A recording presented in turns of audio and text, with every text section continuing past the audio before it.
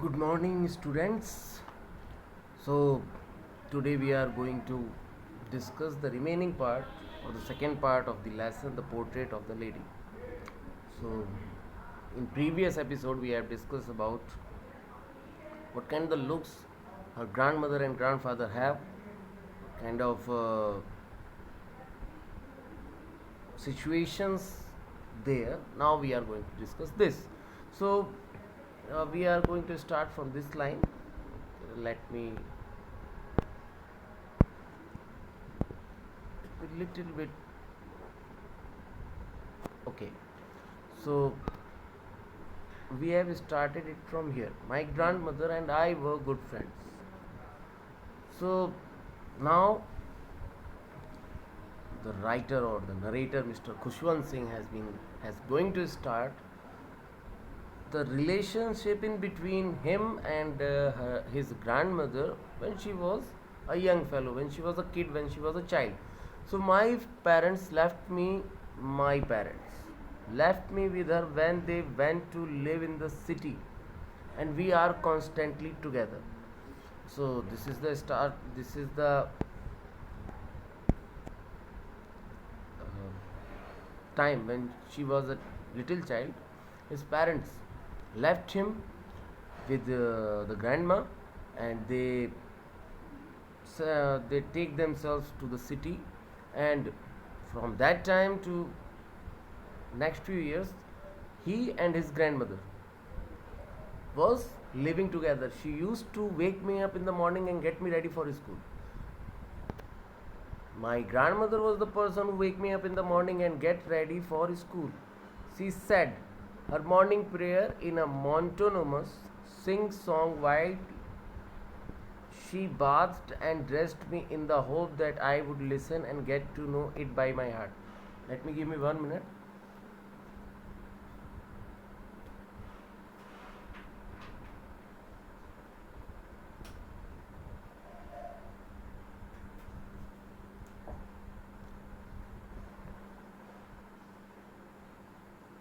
So she said, my grandmother wake me up in the morning and get me ready for school.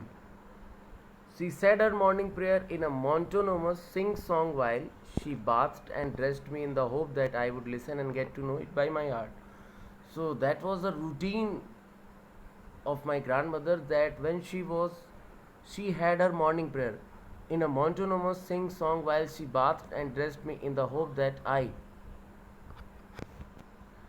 uh, will learn the same prayer which she was reciting. I listened because I loved her voice but never bothered to learn it. I listened all the prayer but I never bothered to learn because I did not like the prayer, but I liked the voice of my grandmother. Then she would Then she would fetch my wooden slate which she had already washed and plastered with yellow chalk, a tiny earthen ink pot. देखिए earthen का मतलब क्या होता है? लकड़ी से बना, ठीक है, मेड ऑफ अर्थ, मिट्टी की बनी, सॉरी. तो then she would fetch my wooden slate, मेरी जो लकड़ी की स्लेट थी वो निकालती थी, which she had already washed and plastered with yellow chalk, जिसको वो खड़िया से पो दिया करती थी. अ टाइनी ईथर्न इंक पॉट, एक लकड़ी का बना हुआ ink pot, and a red pen. Tie them in a bundle and then hand it to me. ये सारी चीज़ें वो बना के इकट्ठा करके मेरे पास रख देती थी. After a breakfast of a thick stale chapati with a little butter and sugar spread on it. चीनी और घी डाल के चपाती जो मुझे मेरी दादी देती थी, उसको लेने के बाद we went to school. She carried several stale chapatis with her for the village dogs. गाँव के कुत्तों के लिए बहुत सारी चपाती बना के ले जाती थी और रास्ते में उनको डालती जाती थी. My grand mother always went to school with me because the school was attached to the temple, and in the school the scene was different. My grandmother was always with me because temple and school was attached. So my grandmother was take herself in the temple, and in the meantime I was also in the school premises. The तो the priest taught us the alphabet and morning prayer. जो पुजारी जी थे वही हमको morning prayer सिखाते थे. while the children sat in rows either side of the veranda singing the alphabets or the prayer in the chorus. So there two things were happening there. First one is children was set in rows. Rows means line में बैठ जाते थे, झुंड बना के नहीं बैठते थे जैसे आप लोग बैठ जाते थे, जैसे आपकी असेंबली होती है बस वो असेंबली टाइप होता था. But they were sitting at that time, वो बैठे रहते थे. And two things were happening there, either they were singing the alphabets और द प्रेयर इन कोरस. या तो वो शब्दों का उच्चारण कर रहे होते थे या वो प्रेयर गा रहे होते थे कोरस में, यानी कि ग्रुप में. My grand mother said in side reading the scriptures. Scriptures means होता है वेद पुराण. तो मेरी माता जी या दादी माँ set in side reading the scriptures. When we had both finished, we would walk back together. जब मेरा स्कूल और उसके जो पढ़ाई यानी कि जो वेद पुराण वो पढ़ा करती थी, जब वो ख़त्म हो जाते थे हम दोनों वापस आ जाते थे. When we both had finished, we would walk back together. This time the village dogs meet us at the temple door. They followed us to our home, growling and fighting with each other for the chapatis we threw to them. हमारे साथ वापस मंदिर से घर तक आते थे. They followed us to our home. वो हमारा घर तक पीछा करते थे. Growling and fighting with each other for the chapatis. आपस में लड़ते झगड़ते उन चपातियों के लिए जो उन्हें हम फेंकते जाते थे. When my parents were comfortably settled in the city, they sent for us. Now the second phase of the life has been started. When my parents had settled enough themselves in a comfortably way, they took us back. That was a turning point in our friendship. Now the bonding between my grandmother and me was going to take some other shape. यानी कि अब कुछ अलग आकार लेने जा रही थी. जो अभी तक बॉन्डिंग बहुत ज़्यादा थी वो कुछ देखिए क्या होने जा रहा था. ऑल दो ठीक है, we share the same room.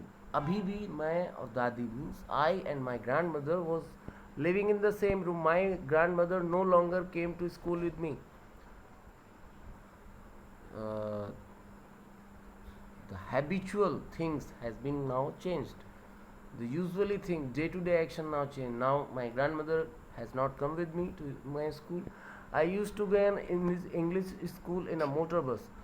At that time I was not going by my feet. I was taking an English school. I was studying in an English school, and for convenience I have a motor bus. Means मैं school bus से जाता था. There were no dogs in the street, and she took to feeding sparrows in the courtyard of our city house. तो अब देखिए जो कुत्तों के लिए रोटी बनती थी अब वो दाने में बदल गई थी. यानी कि अब हमारे घर के आंगन में दादी जो थी वो चिड़ियों के लिए दाना डालती थी. As there देखिए, as the years rolled by, we saw less of each other. For some time she continued to wake me up and get me ready for school. तो हमारा आपस में मिलना कम होता गया जैसे जैसे साल आगे बढ़ते गए. शुरू में तो मुझे उठाती थी, तैयार करती थी. When I came back she should ask me what the teacher had taught me. जब मैं स्कूल से वापस आता था तो मुझसे पूछती थी टीचर ने आपको क्या सिखाया.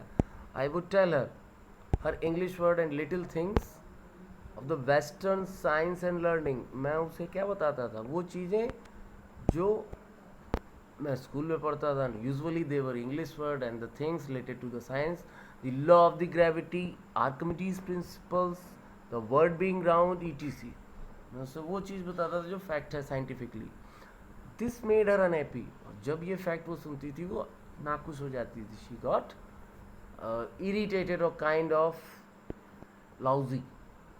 उसको उदासी होती थी. She could not help me with my lesson because now the thing were out of his capacity, out of her capacity. अब वो चीज़ें उसकी बस की नहीं थी जो वो मुझे समझा पाती. जैसे नहीं आते हैं हमें कुछ चीज़ें तो वही चीज़ें. She did not believe in the things that they taught at the English school and was distressed that there was no teaching about God and scriptures. She did not believe in the things they taught us at English school. जो चीज़ें हमें English school में पढ़ाई जाती थी मेरी दादी उस पर विश्वास नहीं करती थी and was distressed that there was no teaching about God and scriptures. Distress means देखिए क्या होता है.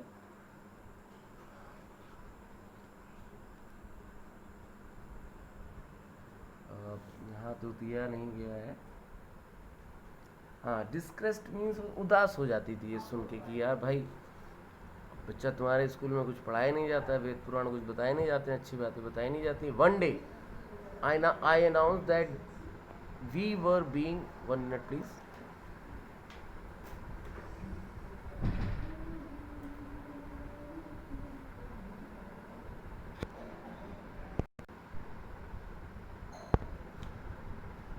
This made her unhappy. She could not help. ये हो गया था. तो यहाँ थे हम लोग. They taught us at the English school and was distressed that there was no teaching about God and scriptures. One day I announced that we were being given music lessons. One day when I returned home from school, I have declared that we are going to be given some music lessons. She was very disturbed. To her, music had lewd associations. Lewd means होता है indecent, अश्लील, गंदा, भड़कीला. उसके हिसाब से music बच्चों को नहीं सुनना चाहिए था. दूसरी चीज़ उसने क्या कहा था? एसोसिएशंस का मतलब होता है कनेक्शन, यानी कि संगीत गलत भाव पैदा करता है. बच्चों को केवल प्रार्थना ही गानी चाहिए.